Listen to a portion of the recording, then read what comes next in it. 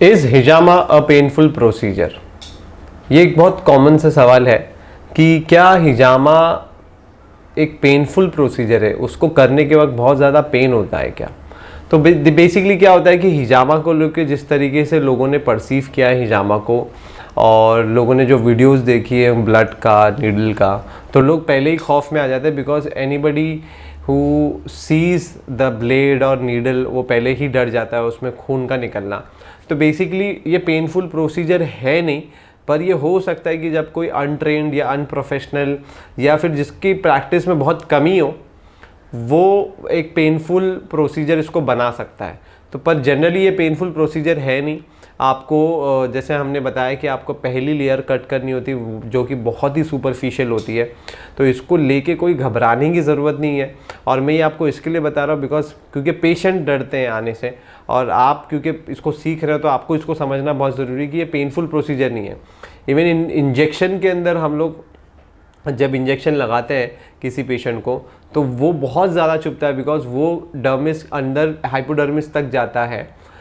यहाँ पर हम लोग सिर्फ और सिर्फ एपिडर्मिस लेवल पर चीज़ें करते हैं और इसको कट करना बहुत ही आसान है, बहुत ही ईजी है। दूसरा ये है कि अगर आप फिर भी मतलब आपको लगता है कि हम लोग शायद इसको फिर भी हम करते हैं, बहुत डेलिकेट हाथों से करते हैं और फिर भी पेशेंट को पेन हो रहा है, तो आप है ना एक क्रीम का इस्तेमाल कर सकते हैं जो लोकल एनेस्थीसिया में काम आती है। बहुत सारे ऐसे ब्रांड है, जैसे ज़ाइलोकेन एक ब्रांड है जो आप इस्तेमाल कर सकते हो पेशेंट को उस जगह पे जहाँ पे उसको बहुत ज़्यादा पेन होता है। पर मैं इसको रेकमेंड नहीं करता हूँ बहुत ज़्यादा। उसकी एक वजह है, मैं सिर्फ उसको वहाँ रेकमेंड करूँगा जहाँ पे पेशेंट को एकदम हर चीज़ से डर लगता हो और बहुत ज़्यादा वो एकदम डर जाता हो, वहाँ पे आप इस तरीके की क्रीम को इस्तेमाल करो। बिकॉज ये क्या ना उनको हेल्प करेगा, बिकॉज जब आप उनको कट करोगे तो उनको कोई दिक्कत नहीं होगी, कोई प्रॉब्लम नहीं होगी, उनको कोई दर्द नहीं होगा।